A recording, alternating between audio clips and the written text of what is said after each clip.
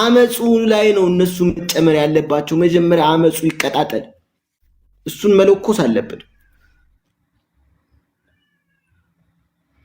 ጉልበት ያለው አመጹ ነው እንዳይመስላችሁ። አመጹን አነሳ አድርጋችሁ እንዳታዩት።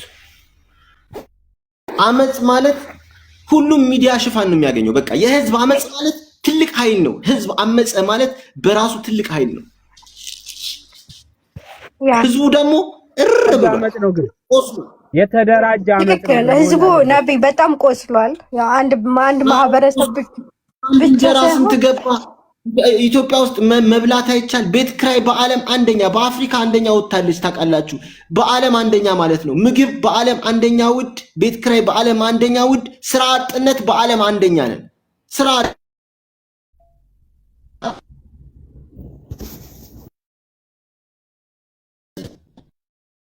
ምግብ በዓለም አንደኛ የሚኖረው ምክንያቱም አሁን የብሔር ፖለቲካ ሆነ። ሁሉም ፋይናንስ ኢኮኖሚ ያለው አንድ ብሔር ላይ ብቻ ገባ፣ ሌሎቹ ላይ ዜሮ ሆነ። ስለዚህ አመጽ ማስነሳት እንጂ እንዴት እንደሚቀጣጠል ተውት። አዲስ አበባ ላይ አመጽ የሚቀጣጠለው ከብሔርተኝነት ውጪ ከሆናችሁ ነው። ኦሮሚያ ክልል ላይ ትልቅ አመጽ ይነሳል። ምን ከሆንን? ከብሔርተኝነት ውጪ ከሆንን ነው። ኦሮሚያ ላይ ያለው 60% ኦሮሞ ያልሆነ ህዝብ ነው። ያን አመጽ ማስነሳት የምንችለው ከብሔር ውጪ ከሆንን ነው። በአንድ ብሔር ላይ ካነጣጠርን አመጹ አይነሳም። እመኑ።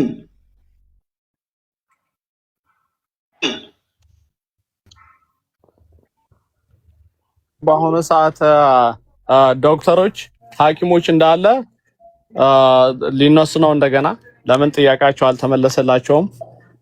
እንደገና ደግሞ አሁን አዲስ አበባ ኢትዮጵያ ውስጥ ምንም አይነት ኮሜንት መስጠት መንግስትን መቃወም አትችልም። ቲክቶከር እንዳለ ታሰረ ማለት ትርጉሙ ማለት ነው አስተያየት መስጠት አትችልም ኢትዮጵያ ውስጥ ማለት ነው። ባጭሩ አስተያየት መናገር አይቻልም፣ ትታሰራለህ። አስተያየት ነብይ ሌላው ይሄ የሚያሳየው መንግስትን የሚደግፍ አስተያየት ካልሆነ የሚቃወም አስተያየት ኢትዮጵያ ውስጥ ሆነ አትችልም። በፉፉ አምላክ ቆይ ነብይ ምን አለ መሰሉት፣ ታንዛኒያ ሀገር አንድ ቲክቶከር ደንሳለች ተብሎ በፕሬዝዳንቷ ደንሳለች ተብሎ የሞት ፍርድ ተፈርዶባታል። አፍሪካ ውስጥ ፍትህ አንጠብቅም።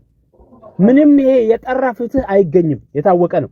ግን አመጽ ሲነሳ ግን መደራጀት መቻል አለበት። ቤኒን ላይ አመጽ ተነስቶ መከላከያው መፈንቅለ መንግስት አድርጎ ናሽናል ቲቪውን እንትን አድርገው አስተላልፈው ሁሉ ፈሽሏል፣ ፌል አድርጓል። በዛ ደረጃ ሄደው ማለት ነው ፌል አድርጓል። ስለዚህ ያልተቀናጀ አመጽ አንድ አካባቢ የሆነ ድንጋይ ተወራውሮ ምናምን ለዜና ብቻ የሚሰራ አመጽ አግባብ አይደለም። አገርን ያወድማል፣ ህዝብ ይገላል። ምክንያቱም አሁን እኮ ምን አለ መሰለህ አይደለም እኮ ነብያችን መሀል ከተማ ሳይሆን መሀል ከተማ ይጨርሳቸዋል ወይ? አመጹ ከመነሳቱ በፊት ብሔርተኝነትን ማጥፋት አለብን የምንለው እኮ ለዛ ነው። ብሔርተኝነት እያለ አመጽ ቢነሳ ዋጋ የለውም። ስለዚህ አማራ፣ ትግሬ ምናምን የሚባል አስተሳሰብ እናቁም። አዲስ አበባ ላይ የተቀጣጠለ ኃይል እንዲነሳ ኦሮሞ፣ አማራ፣ ትግሬ፣ ደቡብ ምናምን ካልን ኦሮሚያ ክልል ላይ 60% ኦሮሚያ ያልሆነ ህዝብ ነው ያለው። አመጹ ኃይል አይኖረውም። እንዲቀጣጠል አመጽ ከፈለግን ከብሔርተኝነት አስተሳሰብ እንውጣ። የሚገርም አመጽ ነው የሚሆነው። የሚገርም ብሔርተኝነት ላይ ተዘብዝፋችሁ የምታወሩ ሰዎች አቁሙ ባካችሁ። ሰው አታስጨርሱ። በብሔርተኝነት የመጣ ጦርነት፣ በብሔርተኝነት የመጣ ምን ዋጋ የለውም። ከዛ እንውጣና አመጹን እንቀስቅሰው። ለመቀስቀስ መጀመሪያ አቋም ይኖረን። ከዛ የሰው ሲጨፈጨፍ ምናምን ኃላፊነቱን አንተ ትወስዳለህ። እነሳሚ ቤቱን የምታግዙ ክበሩልን፣ ሰላማችሁ ይብዛ። እውነት አሁን አንድ ነገር ማድረግ አለብን ለዚህ መንግስት ቁም ነገር። አለዛ አብይ አህመድ ይህ ጅል የሆነ ሰው፣ ይህ ለሆዱ ያደረ የማይረባ ከብት በጣም ነው የፈጠረ ነው። እውነት ነብያችን እንሰራለን እንጂ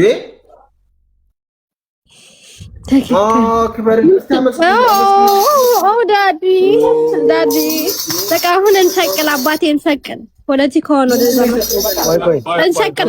አንዴ ጋይስ ደምሳሽ ጥያቄ አለኝ። ዶክተር የሀገር ስራ ነው እየሰራ ደምሳሽ አዳምጠኝ። ሰው ካለቀ በኋላ አመፁ ተነስቶ ሰው ከተጨፈጨፈ በኋላ ማለት ነው አዲስ አበባም ኦሮሚያ አሁንም ሰው እየሞተ አይደል እንዴ? ኃላፊነት አለ።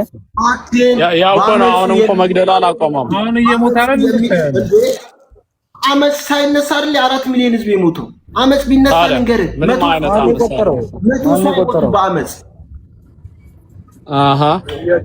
በምንናገርበት ሰዓት ተመችቷል ማለት ነው። ቆይ በምንናገርበት ሰዓት በዚች ደቂቃ በምንናገርበት ሰዓት አማራ ክልል የድሮን ቦምብ እየዘነበ ነው። መሪ የለም እኮ ነው።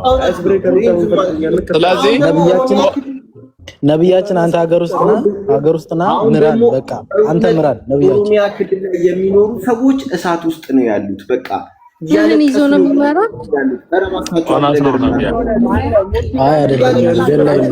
ዶክተር አንቺ አቀጣጥ ምራን ይላሉ። ዶክተር አቀጣጥ በዚህ ጭንቅላት ነው የምንመራው። እሳቱን አቀጣጢው ዶክተር አንዴ ተደማመጡ። እንግማን አንዴ ተደማመጡ እባክህ። ነብያችን በነገራችን ላይ ከጠቅላይ ሚኒስተርነት ወደ ፕሬዚዳንሻል ሲስተም እየቀየረው ነው ያለው። ወደ ፕሬዚዳንሻል ሲስተም ከቀየረው ደግሞ ልክ እንደ ሙጋቤ 40 እና 50 ዓመት፣ ልክ እንደ ኢሳያስ 30 ዓመት ነው የሚገዛው። ምርጫ አይኖርም። አሁን እኛ አመጹ ስንጀምር የቱ ጋር ነው ቅድሚያ የምንወጋው? የቱ ጋር ነው የምንወጋው? ነብይ ይንገሩን። ማንን ነው የምንወጋው? ማንን ነው የምንወጋው? ማን ነው የሚመራው? የሚወጋ ሰው የለም። የሚወጋ ሰው የለም። አመጹ ነብይ እንትን ብታረግ ይችላል። አሁን ከዚህ ህዝብ ጋር አትግባባም አንተ። በቃ ጸሎታል ይቅርብ። በቃ ለማንኛውም በባካቸው አንዴ የሚሰማ ሰው ሲመጣ አይደለም ነብያችን ወደ ሀገር ውስጥ ተመለስ። መጀመሪያ አንዴ ጥያቄ ልጠይቅ። ሲግማ ሚስት አገባ፣ ሁሌም ቂጣ እየጋገረች ብሰጥ ዝም ትላታለህ? ቁርስህን ቂጣ ኖ እሱ ብቻ ሳይሆን አንድ ፖዚሽን ራሱ ጥሩ አይደለም። ሁሌ አንድ ፖዚሽን ኖ ቂጣ ምን ፖዚሽን መሆን አለበት? ምሽ ናፍቃሽ ነው ቢፍቱ ሲግማ ሚስት አገባ አትሰጣለህ፣ ግን ቁርስ ቂጣ አራት ቂጣ ወሩ ሙሉ ብትሰጥ ዝም ትላለህ? አዎ እኔ በጣም ቂጣ ወዳለሁ። ነብያችን ከቂጣ ጋር ማን ይዳረቃል? ነብይ ነው። እሱን ታውጥ። እኔን ይጠይቁኝ። እኔ አሁን 3 ፖዚሽን ነው ያለው በእኛ ሃይማኖት። አንዱን ብቻ ብትጠቀሙ አልፈልግም። ምን ነው ሲያስረጅን? በእኛ ሃይማኖት 3 ፖዚሽን ብቻ ነው የሚቻለው። እስቲ እሷ ታስረዳ እስቲ ወርቀቅ አድርገሽ አስረዳ። ምን በፖዚሽን ነው የተናገርኩት በምግብ ሳይሆን እኮ ንገሪና። ትግል ማለት እቺ ፖዚሽን ትላለች እንዴ? ባመስማል ድንግል ነህ እንዴ? ንገሪን እስቲ። ነው በእኛ ሃይማኖት 3 ፖዚሽን አለ። እኔ አንዱን ብቻ ቢጠቀም ባለቤት አልፈልግም። ነብይ ገባት? ያ ይሄ ትክክል ነው።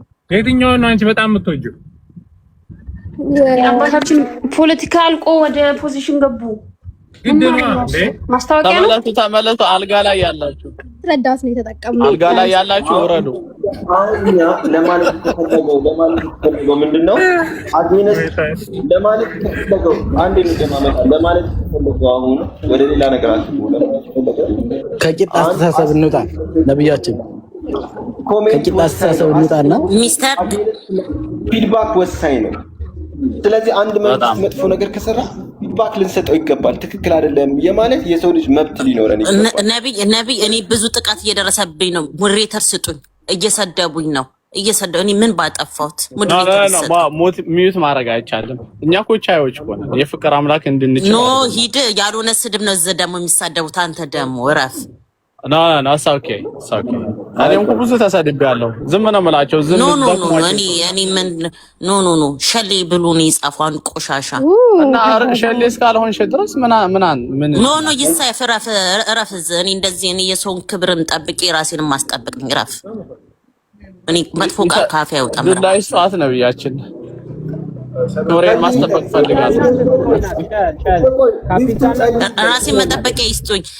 ሊሰበሰብ ብሎ በውስጥ የነበረው ገቢ ስቶፕ ሊል ነው። እኔ ያቁኛል። ስቀየር በጣም ሀርድ ነው የሚቀየራል። እንዲማ አታስፈራሪያቸው። እሳቸው በእንደዚህ ብለው ይስጡኝ። ነብይ ይስጡኝ። እሳቸው ከዚህ በፊትም እኮ ተቀንሶባቸዋል አይደለ? ይስጧት አባቴ። ይስጡኝ። ራሴን መጠበቂያ ይስጡኝ። ነብይ ራሴን መጠበቂያ ይስጡኝ። በእውነት ያቁኛል። እንግዲህ እኔ በቃ አትስደቡ ብያቸዋለሁ። በፍቅር አምላክ ገዝቻቸዋለሁ። በእዝም እዝ ጥዛ አምላክ ተገዝታቸው። ነብይ ነብይ ሞዴሬተር ይስጡኝ። በእውነት እኔ ዶክተር ትነግሮታለች። እኔ በእውነት ለእርሱ እያሰብኩ ያለው ጥሩ ነገር ነው። እኔ እቀየማለሁ፣ ያቁኛን ቶሎ በሙስና ነው የሚሰጡት። ዝም በል እስኪ ዝም በል እስኪ ነው ስጧት ነብይ ስጧት። ደግሞ እሷን ተከትሎ የሚመጣ ጊፍተር ስጡኝ ነብይ፣ ጌታ ምስክሬ ነው። ስቶፕ ሊለው ያቁኛን፣ አኩራፊ ነኝ። አታስፈራራቸው ነብይ እንዴ! ነብያችን በማስፈራራት የሚመጣ ገንዘብ ነብይ እኔን አያምኑኝም። እንዳይፈሩ ነብይ እኔን አያምኑኝም። ነብይ አያምኑኝም። ዶክተር ታግዝሻለች። የኢትዮጵያ መንግስት እንኳን አልፈሩም። ነብይ እኔን አያምኑኝም። እኔ ለእርሱ ይሆናል ካልኩኝ አደርጋለሁ፣ ካልኩኝ አላደርግም። ቆይ ቁም ነገር እናውራ ወዳጆች። አይ ነብይ ይስጣት። እሷን ተከትሎ ብዙ ጊፍተር